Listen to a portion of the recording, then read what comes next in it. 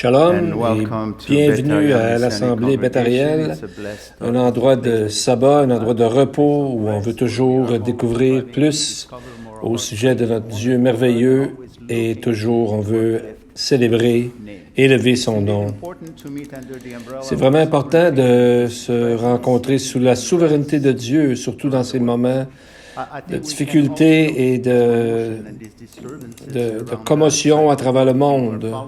Je peux sentir vraiment les tensions dans le monde. Si vous regardez les nouvelles, les décès quotidiens au Québec, ça joue alentour de 1000 cas chaque jour et à peu près 10 décès par jour. Et nous sommes soucieux pour ceux qui vivent avec des morts et avec des gens malades. En Europe, le nombre est beaucoup plus haut et l'Organisation de la Santé mondiale dit lundi que les estimés montrent qu'à peu près 10% de la population mondiale a peut-être été infectée. Ça veut dire que c'est 20 fois plus que les cas de confinement dont on a parlé et on voit qu'ils nous disent que la seconde vague sera quelque chose de difficile.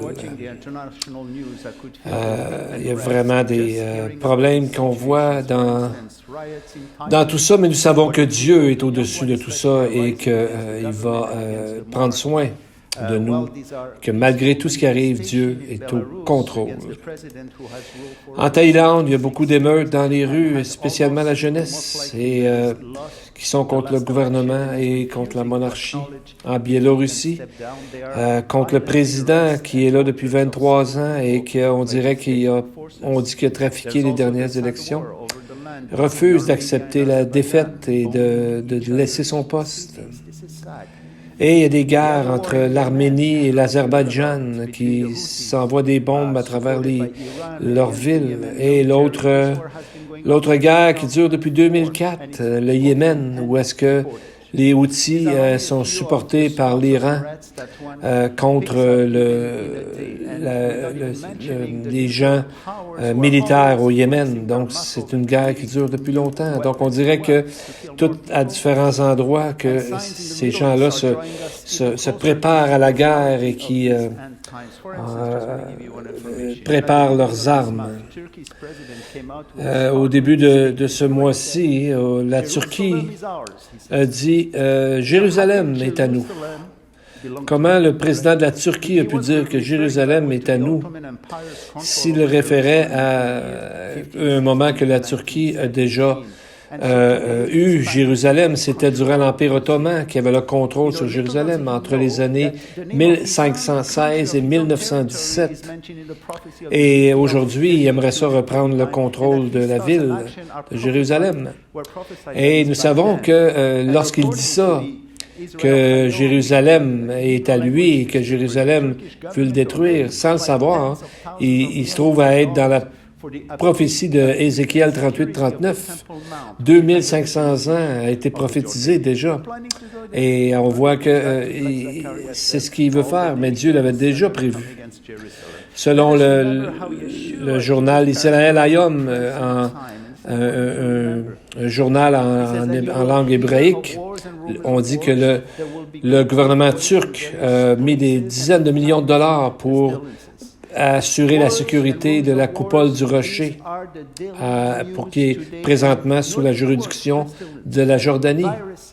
Jésus l'avait dit en parlant de notre temps depuis. Il y a toujours eu ça, et Matthieu 24:6, vous entendrez parler de guerre et de bruit de guerre. Il y aura en divers lieux des pestes, des famines et des tremblements de terre. Le mot peste en grec, c'est le mot loïmos, qui veut dire toutes sortes de pestes ou de pestilences, d'épidémies.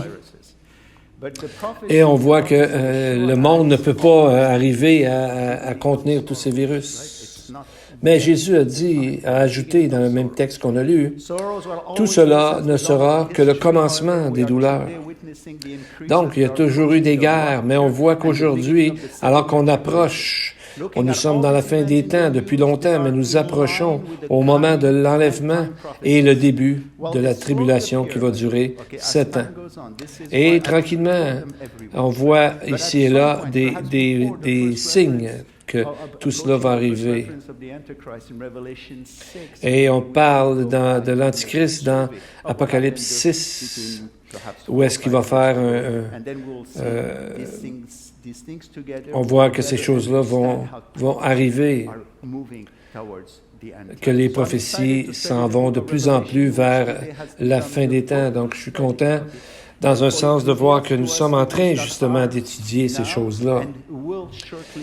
Et bientôt, il y a des choses qui sont déjà arrivées, que nous pouvons voir que ça correspond à ce que la Bible dit, et il y a des choses encore qui vont arriver. Mais avant tout ça, nous allons prier pour nos enfants. Si vous avez des enfants près de vous, prions avec nous. Shema Israël Adonai Eloheinu Adonai Echad. Seigneur, nous prions pour nos enfants, que tu les gardes alors que ton royaume arrive, que tu les gardes dans tes pensées, que tu les aides afin qu'ils apprennent de toi la sagesse, la connaissance et comment se conduire dans ce moment difficile de nos vies. Et je vous encourage, je vous prie, Seigneur, que nous soyons un encouragement pour nos enfants et que nous soyons là pour les accompagner et prier pour eux. Seigneur, à travers ton Esprit Saint, fais qu'ils connaissent que tu ne les abandonneras jamais, que tu es avec eux. Nous prions aussi, Seigneur, que tu bénisses les parents, que tu les aides à leur montrer la voie et le chemin qui est Jésus. Amen. Amen.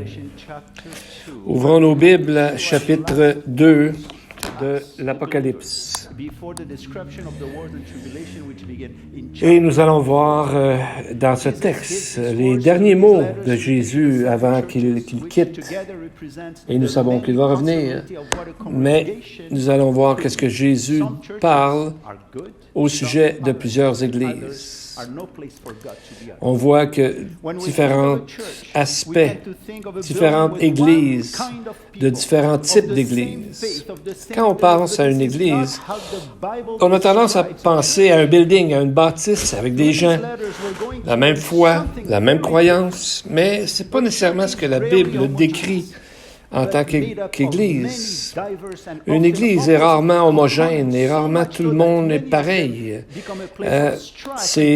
Des gens viennent de différentes origines, différentes façons de penser et parfois ça crée des tensions, mais Dieu nous dit qu'il est possible de vivre bien en Église grâce à l'aide de son Esprit. Mais souvent dans les Églises, ce qui arrive, c'est qu'il y a des fausses doctrines qui rentrent, des faux docteurs. Et ça vient qu'à prendre toute la place. Et ces enseignants-là, on les laisse aller. Et alors, à ce moment-là, l'Église devient comme un grand buffet où tout le monde fait ce qu'il veut. Tout le monde croit un peu ce qu'il veut. Et on voit qu'est-ce que Jésus a à dire à ce sujet-là. On voit des églises, par exemple, il y a une église dont on parle, la dernière église, Laodicée, où est-ce qu'il dit à cette église qu'elle est malheureuse, misérable, pauvre et nue.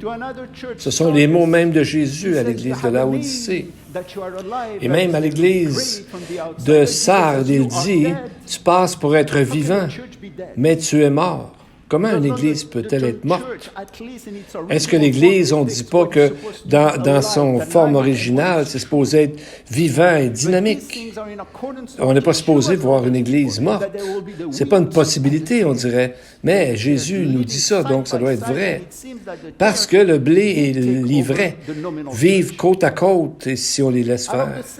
Et donc, on va voir dans notre texte, dans plusieurs textes aussi, qu'à un moment donné, c'est l'ivraie qui prend toute la place. Parmi les 7 églises que Apocalypse 2 et 3 nous parlent, il y a seulement 2 qui sont correctes. Smyrne et Philadelphie, ils n'ont aucune condamnation de la part de Jésus. Et on dirait que tout va bien pour eux. Ça ne veut pas dire qu'il n'y avait aucun problème. Mais pas assez pour que Jésus les reprenne. Donc, on voit qu'il a des bons mots pour ces deux églises. Mais pour les 5 autres, c'est pas le cas. On va entendre parler des gens comme Balaam et Jézabel qui règnent à ces moments-là, qui prennent la place, et on va les rencontrer bientôt. Ces 7 églises vont nous amener à penser différemment et vont démontrer une réalité que souvent on ne voit pas. Dans Matthieu 13, 38, Jésus parle de la parabole du royaume des cieux, où est-ce qu'il dit, il décrit un fermier qui lance de la semence. Et tout à coup, le lendemain, il y a une autre herbe qui est dedans. Et il dit aux gens de ne pas essayer de l'arracher parce qu'ils pourraient se tromper. Quel est le sens de cette parabole? Jésus l'explique. Il dit, le champ, c'est le monde. La bonne semence, ce sont les fils du royaume. L'ivraie, ce sont les fils du malin. L'ennemi qui l'a semé, c'est le diable. La moisson, c'est la fin du monde. Les moissonneurs, ce sont les anges. Donc, on voit ici, c'est une prophétie qu'au début, il y a de l'ivraie, et à un moment donné, l'ivraie ressemble énormément au blé, jusqu'à temps qu'il y ait le fruit qui sorte. Et c'est là qu'on voit que ça ressemble. Mais une église ne devrait pas laisser l'ivraie pousser au milieu d'elle. Si l'assemblée demeure près de la doctrine et près de Jésus et de ses enseignements. Donc, une église, on peut dire que c'est une sorte de société mixte. Il y a plusieurs sortes de foi. Il y en a qui sont meilleurs en substance et en action, mais il y en a que c'est pas de la vraie foi. C'est de l'ivraie. Ça semble être la vraie chose, mais ce n'est pas la vraie chose. Et c'est ce qui nous est dit dans l'Apocalypse. Donc, ces lettres-là montrent des églises, mais ça devrait aussi être une façon de nous examiner nous-mêmes, afin de voir quelle sorte de semences que nous laissons grandir au milieu de nous dans l'Église et même au milieu de nous dans nos vies. Donc, on voit dans ces lettres qu'est-ce qui fait de la joie de Jésus, qu'est-ce qui lui fait de la peine, et qu'est-ce qu'il condamne, et qu'est-ce qu'il loue, qu'est-ce qu'il est... il a des compliments ou des choses à nous dire. Avant que nous allions plus loin, je veux vous amener quelque chose par rapport aux 7 églises, qu'on parle des 7 synagogues qui avaient, probablement, on dit qu'ils existaient déjà au temps de Jean. Il y a, dans les années 300 après Jésus-Christ, Épiphane, un pasteur en Salamis, a parlé de l'existence de 7 synagogues qui sont vraiment proches de ce qu'on voit aujourd'hui comme la coupole du rocher. Alors, il a écrit ceci, ce monsieur Épiphane, dans ses écrits. Il a dit la phrase suivante. L'empereur Adrien a trouvé le temple de Dieu piétiné, toute la ville de Jérusalem dévastée, excepté pour quelques maisons et l'église de Dieu. Parce qu'ils ont construit dans la portion de Sion qui a échappé à la destruction, avec des blocs, des maisons et dans le voisinage, et qui sont demeurés debout. Peut-être que ces synagogues étaient déjà debout quand Jean l'a écrit. On n'est pas absolument certain de ça, mais c'était peut-être pour que, justement, la parole de Dieu aille dans toutes les nations.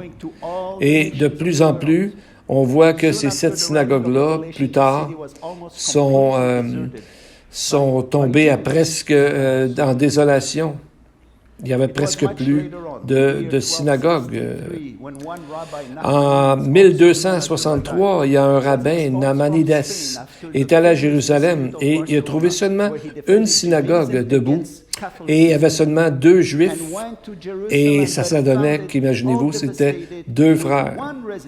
Donc, cette synagogue était là comme un symbole d'espoir dans au milieu des Juifs de la diaspora.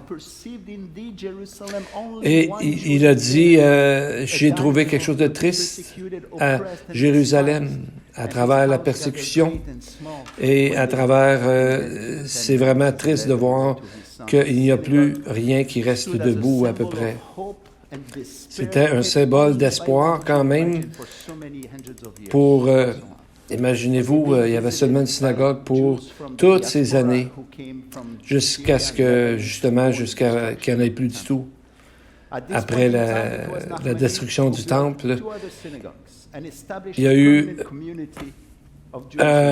quelqu'un qui a construit 2 synagogues afin d'avoir au moins quand même un témoignage. Aujourd'hui, il y a à peu près, le Jerusalem Post dit qu'il y avait à peu près 1000 ou même jusqu'à 6000 synagogues, dépendant du temps de l'année où on regarde. Mais une chose est certaine, c'est que les Juifs sont revenus à la source, parce que nous savons que la fin des temps a commencé depuis un certain temps.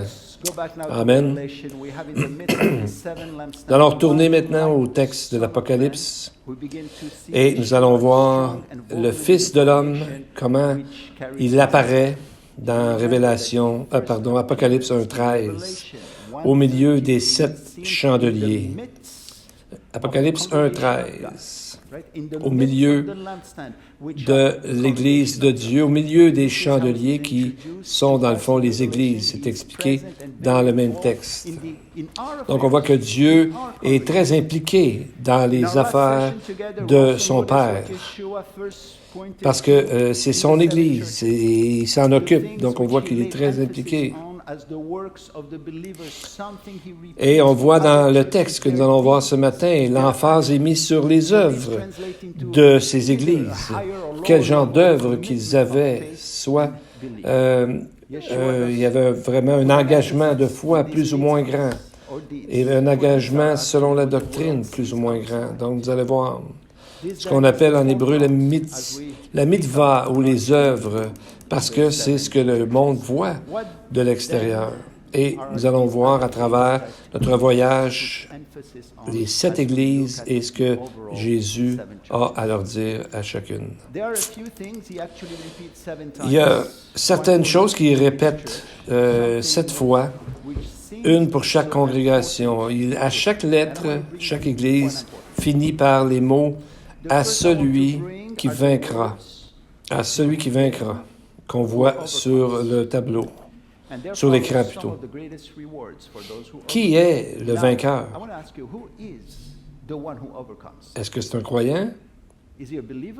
Ou certains d'entre eux sont des croyants? À qui il parle? Première chose qu'on remarque, c'est alors que les églises sont faites de plusieurs personnes, celui qui est vainqueur ressort. On voit, c'est un mot singulier, celui qui vaincra. Donc on voit que Jésus voit cette personne. Et celui que ses œuvres, par ses œuvres, Jésus voit que c'est un vainqueur. Donc, c'est une vie de gain progressif, qu'on apprend à vaincre de plus en plus progressivement. Ça n'arrive pas dans un seul coup. Mais le mot de vaincre, en grec, c'est le mot nikao, qui veut dire celui qui est victorieux, supérieur, celui qui s'élève au-dessus d'un conflit physique ou moral. Comme un peu Jules César, on cite souvent sa phrase « Je suis venu, j'ai vu et j'ai conquis ». Jésus amène le même mot, Nikae, qui est vainqueur, pour montrer que celui dont la foi est grande va passer à travers les difficultés et il va avoir de grandes opportunités de mettre en pratique sa foi. Donc, on voit ici, c'est un authentique croyant qui devient vainqueur.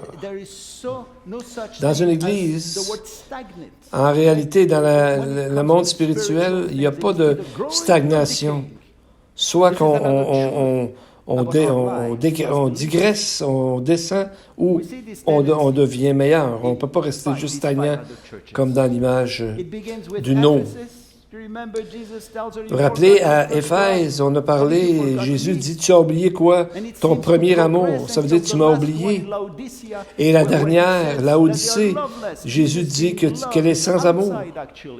Et on voit que Jésus, qui est amour, est à l'extérieur de l'Église parce qu'il cogne à la porte. Donc, il n'est pas dedans. Et lorsqu'on voit les autres églises de Pergame, à Thyatire, à Sardes, on voit des changements destructeurs qui arrivent. Et c'est là que Jésus nous parle de jugement pour chacune de ces églises. À la première, Pergame, il parle de l'épée à deux tranchants. C'est ça qu'ils avaient oublié. L'épée à deux tranchants, c'est quoi? C'est la parole de Dieu. La deuxième, Thyatire, on le décrit comme ayant des yeux comme une flamme de feu et ses pieds comme de l'air impoli. Donc, ça ne donne pas une image de Jésus qui est content. Il vient pour juger. À la troisième, Sardes, il vient avec le Saint-Esprit et prononce cette Église comme étant morte. Donc, on voit dans cette description d'Église, c'est comme qu'est-ce qui se passe réellement dans les Églises. C'est quand l'ivraie vient qu'à prendre toute la place dans l'Église, le blé n'est plus là. Les gens qui sont vainqueurs, ce sont ceux, la minorité souvent dans ces églises. Et Jésus dit, celui qui vaincra n'aura pas à souffrir la seconde mort. Jésus dit ça à l'église de Smyrne. Donc la deuxième mort, c'est la mort spirituelle, en opposition avec la vie éternelle en Dieu. Seulement, ceux qui sont vainqueurs ne seront pas touchés par la seconde mort. À Pergame, Jésus dit, à celui qui vaincra quoi? Je lui donnerai un caillou blanc. Ça veut dire non seulement qu'il ne sera pas condamné, non seulement les vainqueurs ne seront pas condamnés parce qu'ils ont cru à la résurrection et au salut, l'œuvre du salut de Jésus. À Sardes, il dit à celui qui vaincra sera revêtu ainsi de vêtements blancs. Je n'effacerai pas son nom du livre de vie. Les vêtements blancs, c'est un signe de salut et il n'enlèvera pas son nom de la livre de vie. C'est une confirmation de la vie éternelle et du salut inconditionnel que Jésus donne. D'un côté, je me demandais comment vous apportez ça ce matin parce que d'un côté, je ne veux pas que personne doute de son salut, mais de l'autre bord, je ne voudrais pas que personne s'appuie sur des fausses bases pour croire à son salut. Donc, c'est important de voir que la vie de sanctification, d'étude et de prière fait partie même de la vie du croyant. Et c'est ce qui va aider à passer à travers les conflits. Donc, ça ne veut pas dire qu'un croyant ne tombe jamais. Il y a un proverbe dans Proverbe 24, 16 qui dit « Car le juste tombe, mais 7 fois il se relève. » Donc, ça ne veut pas dire que le croyant ne faillit jamais à sa tâche, qu'il ne pèche jamais, qu'il ne tombe jamais. Il y a un combat. Il y en a qu'on peut rétrograder, mais le croyant ressort de ça à la longue. Mais ce n'est pas nouveau dans la Bible. Déjà, Jean en parlait. Il a dit dans 1 Jean 5, versets 4 et 5, il dit « Parce que tout ce qui est né de Dieu triomphe du monde. Et la victoire qui triomphe du monde, c'est notre foi. Qui est celui qui a triomphé du monde, sinon celui qui croit que Jésus est le Fils de Dieu? » En passant, il parle ici de la divinité de Jésus. On le voit clairement dans le texte. Nous avons besoin d'être vainqueurs sur le monde, sinon le monde sera vainqueur sur nous. C'est d'être vainqueurs sur la tentation. Le Saint-Esprit nous donne cette puissance-là que nous n'avions pas avant. Et Dieu nous donne tellement en passant, lorsqu'on regarde ça.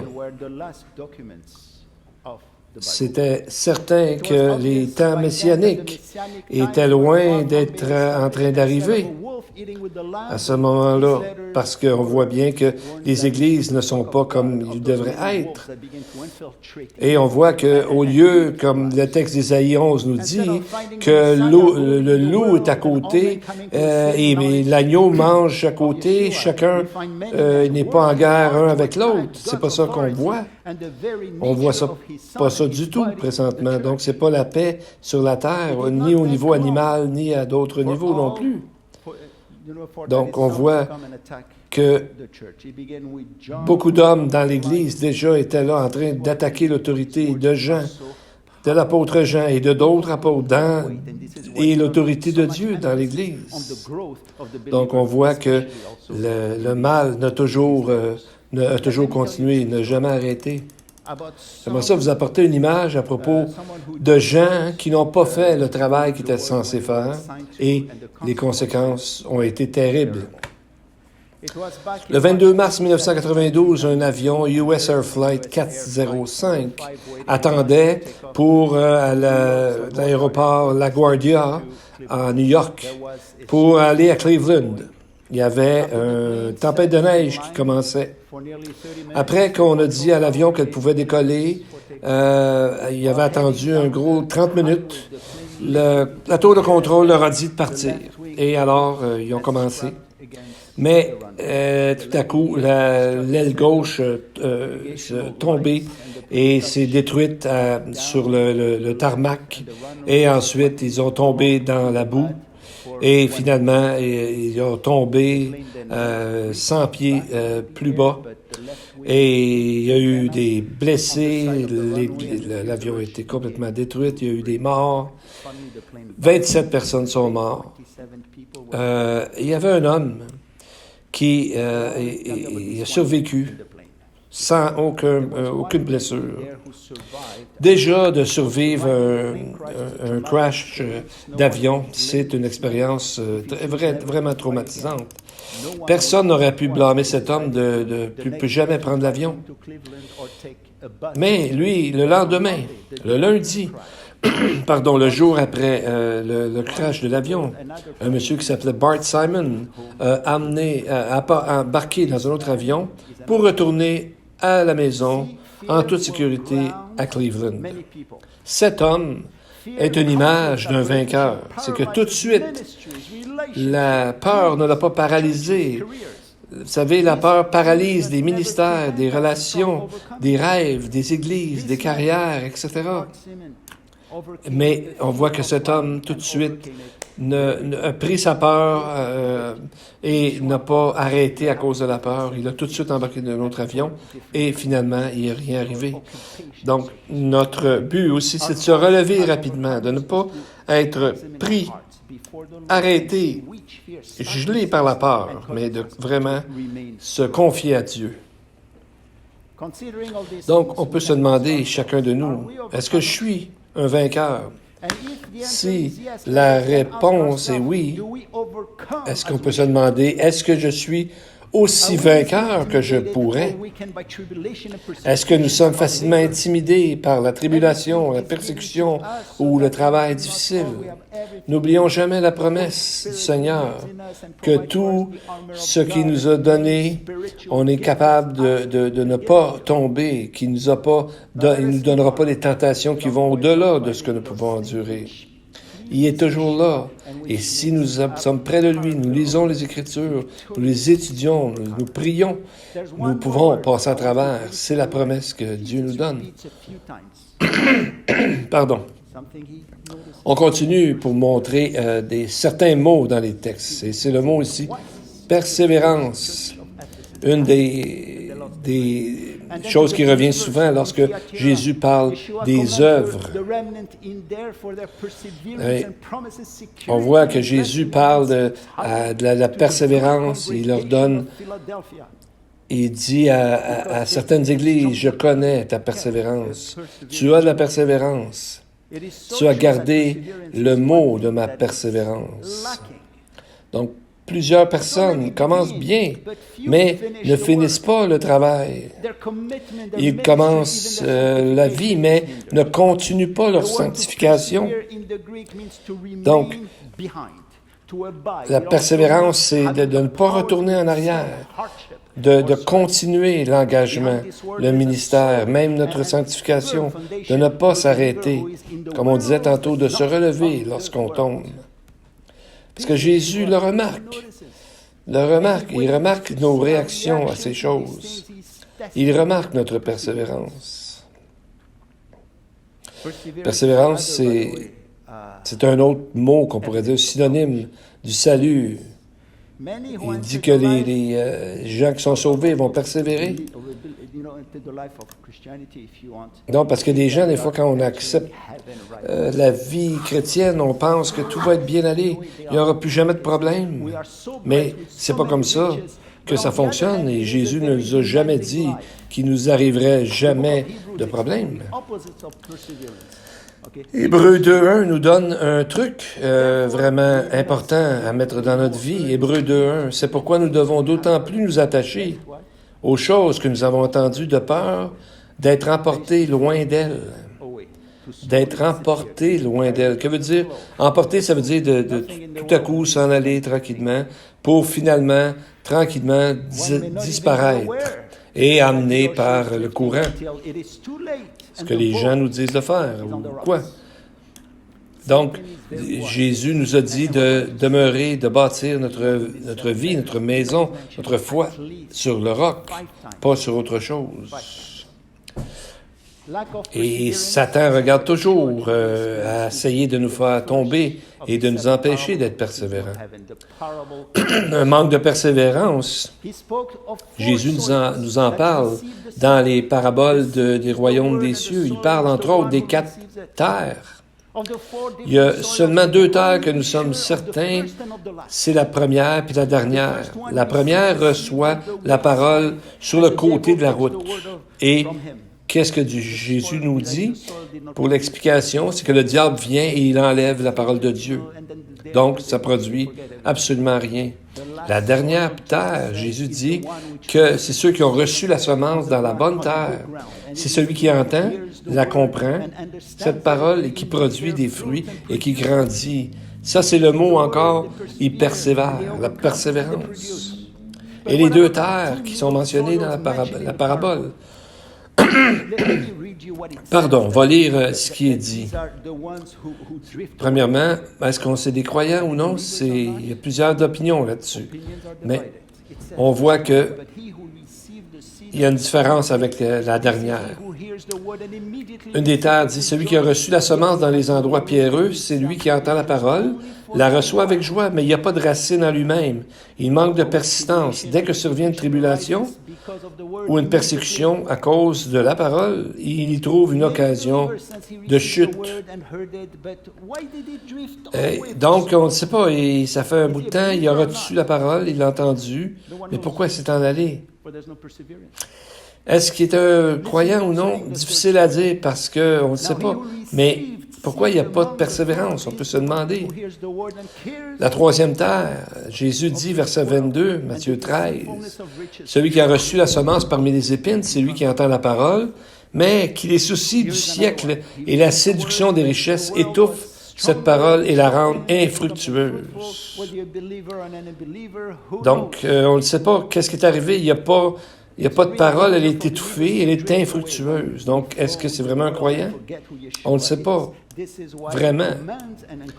Donc, il y a un danger d'être éloigné comme Hébreu disait, de s'en aller et finalement de ne plus persévérer. Et on voit, c'est un mot qui amène la joie au Seigneur. Un autre mot qui va avec ça, c'est quoi? La repentance. C'est un mot qui va avec ça. À Éphèse, la première église, après que Jésus ait montré le problème, il dit, « Souviens-toi donc d'où tu es tombé. Repens-toi. » Apocalypse 2, 5. À Pergame, un petit peu plus loin, verset 16, il dit « Repens-toi donc, sinon je viendrai à toi bientôt, je les combattrai avec l'épée de ma bouche. » La troisième, Thyatire. Jésus lui dit, je lui ai donné du temps afin qu'elle se repente, mais elle ne veut pas se repentir de son impudicité. Verset 21. À Sardes, il essaie d'amener les membres de l'Église à leur premier amour. Il dit, rappelle-toi donc comment tu as reçu et entendu, et garde et repens-toi. Et la dernière, Laodicée, chapitre 3, 19, il dit, aie donc du zèle et repens-toi. Et il dit ça au reste, au peu de chrétiens qui sont probablement dans l'Église, qu'il dit, parce qu'on sait que Jésus est à l'extérieur, mais il dit, aie donc du zèle et repens-toi à ceux qui sont là. Nous savons que la repentance est un don de Dieu. Ça vient de Dieu, mais nous devons nous faire notre part et dans notre marche quotidienne, nous repentir, confesser. C'est pas juste d'être triste de nos péchés, mais c'est vraiment de décider de tourner de bord et de délaisser nos péchés et de confesser et de se lever debout et de continuer à servir le Seigneur.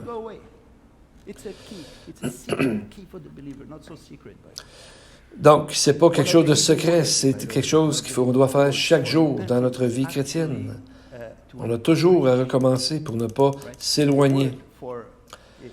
En hébreu, le mot, c'est naham, qui veut dire être désolé, se repentir, regretter amèrement. Et c'est à partir de ce mot-là qu'en hébreu, on a le mot nehama, qui veut dire quoi? Réconfort, parce que en reconnaissant, en confessant notre péché, en se repentant, ça va enlever un gros poids sur nos épaules que souvent on traîne avec nous et va nous donner un grand réconfort. Et ça va être une bonne odeur pour le Seigneur, parce que le péché, ça dérange Dieu. Et il n'y a rien de mieux que de marcher avec Jésus à côté de nous. C'est lui qui nous donne le réconfort. Et c'est la façon de marcher avec le Seigneur. Avant d'aller plus loin, il y a deux choses qu'on doit regarder à travers tous les messages des 7 églises. C'est important. Ces 7 églises ont été choisies parce qu'ensemble, ils représentent toutes les variations possibles de ce qu'une église peut être. Et c'est en même temps, il s'adresse à chaque individu en dedans de l'Église, parce que l'Église est faite de gens. Donc, ces églises sont en même temps un message prophétique du développement des églises et des gens à l'intérieur qui existent depuis 2020 ans maintenant, depuis la conception, la naissance de l'Église. Donc, c'est le même pattern ou la même évolution qu'on trouve dans les 7 paraboles des royaumes des cieux, où est-ce que le livret vient qu'à prendre la place du blé. On voit que c'est ce qui est arrivé dans l'histoire. On va regarder les 7 églises sur l'écran en avant. Donc, on voit Éphèse, c'est de l'année 30 à 125 après Jésus-Christ. Je ne sais pas s'il y a des dates en avant. Oui, c'est ça. Alors, je ne dirai pas les dates chaque fois, mais Éphèse, c'est l'Église des apôtres et ce qui a suivi. Ça a commencé très bien, mais a commencé à perdre le premier amour. Smyrne, c'est l'Église durant la persécution romaine qui a souffert entre 125 et 313 après Jésus-Christ. Jésus n'avait rien à dire contre, mais il l'a encouragé à demeurer dans la foi. Pergame, c'est l'Église de la chrétienté qui est devenue la religion d'État avec Constantin dans le temps de l'Empire romain, où est-ce que l'Église est devenue mariée, si on veut, avec l'État. Et c'est à ce moment-là que Jésus a accusé l'Église de supporter Balaam au sein de l'Église. Et Balaam était là pour détruire Israël à travers l'idolâtrie. Thyatire, on parle que c'est une dominance, si on veut, de l'ivraie. C'est une église vide de la parole de Dieu. C'est à cet moment que Jézabel est dans l'église de Dieu. Et c'est là que l'église est devenue, si on veut, violente. C'est une période de guerre à cause de guerres religieuses. Sardes, c'est l'église de la Réformation, où est-ce que les protestants, ça a commencé à grandir, mais ça n'a pas tellement fait mieux à long terme. Aujourd'hui, on voit où est-ce que c'est rendu l'Église protestante dans beaucoup de ses branches. Donc, c'était encore incomplet.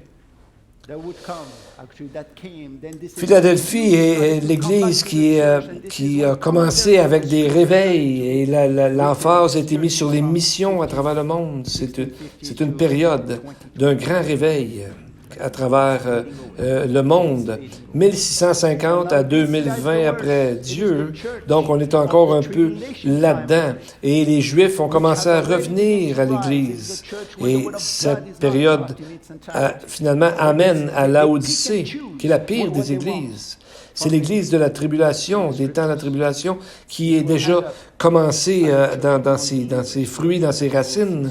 On commence à voir ça. C'est une Église où la parole de Dieu n'est pas vraiment enseignée dans son entièreté. Et à la fin, c'est une Église qui est à peu près remplie de non-croyants. Donc on voit ces églises attendaient que Dieu revienne depuis 2000 ans. Ils pensaient que Jésus revenait maintenant, mais ce n'est pas arrivé. Donc, en fait, il y aurait pu, les croyants à ce moment-là n'auraient pas dû regarder ça comme quelque chose de prophétique. Ça aurait dû arriver presque à ce moment-là. Mais on voit que le mal est entré. Et c'est ce qui fait que ça a pris tout ce temps-là. Donc, on peut dire finalement que tout ça était prophétique. C'est pas arrivé encore, le retour du Seigneur. Donc, c'était pas le but au début, ce n'était pas d'être prophétique, mais ce l'est devenu parce que il y a bien des exemples. On va regarder en quoi consiste cette prophétie. Il y a des gens qui disent « Ah, c'est Darby qui a inventé telle chose par rapport aux prophéties ou par rapport aux dispensations, ou des trucs comme ça. » Donc, c'est faux parce que si on voit, on connaît l'histoire, si on va dans l'histoire, autour de l'année 600 après Jésus-Christ, il y avait un homme qui s'appelait André de Césarée qui a commencé à écrire un premier commentaire sur l'Apocalypse et a commencé à voir l'aspect prophétique de ces 7 églises. Alors, il a identifié Éphèse comme la première église, Smyrne comme l'église persécutée, Pergame comme l'église un peu du mal, comme l'église Smyrne comme l'église persécutée et Pergame comme l'église du mal et église hérétique. 500 ans plus tard, un commentateur s'appelait Pierre de Tarentaise. En 1173, voyait Éphèse comme l'église des apôtres, Smyrne comme l'église persécutée sous l'Empire romain, et Pergame comme une église hérétique, comme Thyatire. Donc, il ne pouvait pas aller plus loin que ça. Encore plusieurs années après, 500 ans, c'est plus tard, dans les années 1600, un monsieur, Thomas Brightman, voyait aussi la progression de l'Église dans l'histoire et a vu Sardes comme l'Église luthérienne, Philadelphie comme l'Église vraiment de Dieu et calviniste et Laodicée comme l'Église anglicane. Mais tout ça, dans leurs commentaires, ils en venaient qu'à dire comment ça se fait que Dieu n'est pas encore revenu. Bien, si on regarde ce que Pierre nous disait, Pierre nous dit, 2 Pierre 3, 9, « Le Seigneur ne tarde pas dans l'accomplissement de la promesse, comme quelques-uns le croient, mais il use de patience envers vous, ne voulant pas qu'aucun périsse, mais voulant que tous arrivent à la repentance. Vous savez, si le Seigneur a attendu 2000 ans et plus, c'est parce que son grand amour veut qu'il y ait de plus en plus de gens avec lui dans l'éternité, dans le ciel. Donc Jésus est patient. Dieu est patient. Et on voit que dès Pierre a vécu le début de l'Église et il nous parle de la longue période entre la naissance de l'Église et le retour de Jésus. Il dit dans 2 Pierre 3, 11, 12, « Puisque toutes ces choses doivent se dissoudre, qu'elles ne doivent pas être la sainteté de votre conduite et votre piété, tandis que vous attendez et hâtez l'avènement du jour de Dieu, à cause duquel les cieux enflammés se dissoudront et les éléments embrasés se fondront. » Qu'est-ce que Pierre voulait dire par hâter l'avènement du jour de Dieu? Comment pouvons-nous hâter le jour de Dieu? Le mot en grec, c'est spido. Et c'est là vient le mot anglais speed, ou la vitesse. Ça veut dire de se dépêcher, d'aider les choses à aller plus vite. Qu'est-ce que tout ça veut dire?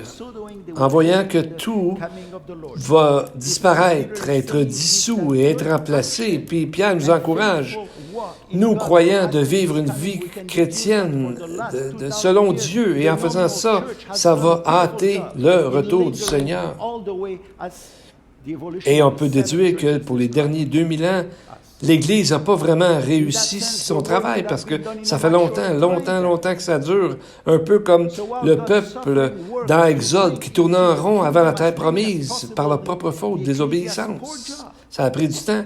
Il aurait pu rentrer dans la terre promise très rapidement. Au niveau de distance, c'était pas loin. On a vu ça dans d'autres études auparavant. Donc, il y a tellement de choses qui auraient pu arriver dans un temps beaucoup plus court. Donc, l'Église qui est en minorité n'a pas fait son travail. Bien, c'est pour ça que ça prend autant de temps. Donc, on a besoin de l'Esprit de Dieu pour nous aider à faire ce travail-là. Une autre raison pourquoi ça a pris tellement de temps, une autre chose qu'on voit que ça prend tellement de temps, c'est par rapport au pays que Dieu avait promis à Abraham. Et selon ce qui est décrit, cela n'est jamais arrivé de façon précise et littérale. Le pays de Moab et tous les alentours, Dieu dit, c'est tout à vous. Après ça, Dieu dit, non, Moab, tu ne touches pas. Et l'autre, il ne touche pas. Pourquoi? À cause du péché, parce qu'Israël a commencé à faire des compromis. Et donc, c'est un peu la même image. Dieu aurait pu arriver beaucoup plus vite, mais on voit qu'ils n'ont pas mis en pratique assez rapidement. Donc, c'est pour ça que ça prend du temps aussi. De l'autre côté, comme on a dit, Dieu veut que plus de monde soit sauvé, mais ça aurait pu aussi arriver plus vite et moins de mal qui aurait pu arriver. Mais nous en sommes là aujourd'hui. Donc, les Juifs avaient compris ce qu'il voulait dire, parce que les autres, ils pensaient que si tout Israël se repent, Jésus reviendrait tout de suite. On voit ça dans le Talmud, ce que les Juifs avaient compris. Dans le Talmud, il y a cette phrase qui dit « Il est écrit, en ce moment-là, quand le Messie va venir, à ce moment-là, c'est écrit aussi que le Seigneur va le faire plus rapidement. » Et ensuite, quelqu'un pose la question, qu'est-ce que veut dire ce contraste? Bien, la réponse est, si les Israélites ont beaucoup de mérite, ça va hâter le retour de Dieu et l'avènement. Si non, bien, ça va venir, le Messie va venir en son temps. Donc, on voit qu'il disait qu'eux aussi pouvaient accélérer les choses, mais que sinon, de toute façon, le Messie viendrait. Donc, tous les éléments sont prêts pour la tribulation qui a été décrite et sa venue est imminente. Donc, on voit que nous pouvons, nous, aider en faisant ce qu'on a à faire, notre partie. On peut aider à hâter l'avènement du Seigneur. Parce que toute œuvre que Dieu nous demande de faire, qu'on fait, hâte le retour du Seigneur. Et tout ce qu'on ne fait pas le retarde aussi. Chacun, nous avons notre travail. Ça a pris 2000 ans et plus, 2020 maintenant, pour faire un travail qui aurait probablement pris beaucoup moins de temps si chacun avait fait sa part pour hâter le retour du Seigneur. Plus vite que le Seigneur va revenir et plus vite les temps messianiques vont être établis. Et il faut vraiment étudier la parole de Dieu et prier et suivre le Seigneur afin d'être béni. Pour terminer, je veux vous encourager de garder le feu du Seigneur en nous avec toutes les promesses que Jésus nous a données et que la parole nous donne. Beaucoup de gens disent je veux pas avoir des promesses, des récompenses parce que je veux pas être accusé de faire le travail de Dieu pour avoir un profit. Mais c'est pas ça du tout qui est le cas. Parce que c'est faux de penser comme ça. Jésus a dit, alors les justes resplendiront comme le soleil dans le royaume de leur Père. Il dit que celui qui aura été intelligent, Daniel nous dit, Daniel 12:3, ceux qui auront été intelligents brilleront comme la splendeur du ciel, et ceux qui auront enseigné la justice à la multitude brilleront comme les étoiles à toujours et à perpétuité. Donc, dans 1 Corinthiens 15, 39 à 44, on voit qu'il y a différents éclats de réfléchir la lumière. En d'autres mots, plus les fruits que nous aurons laissé le Seigneur produire dans notre vie seront directement faits de Dieu, plus brillants, ou plus près de Dieu nous serons. Dieu qui est la source de la lumière, donc plus près de lui que nous serons. Est-ce qu'on veut être près, proche de Dieu pour l'éternité?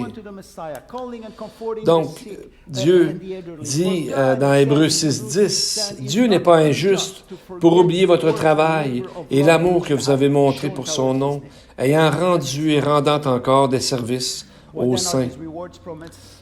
Donc, on voit que je vais terminer en lisant des récompenses que Jésus nous a promis.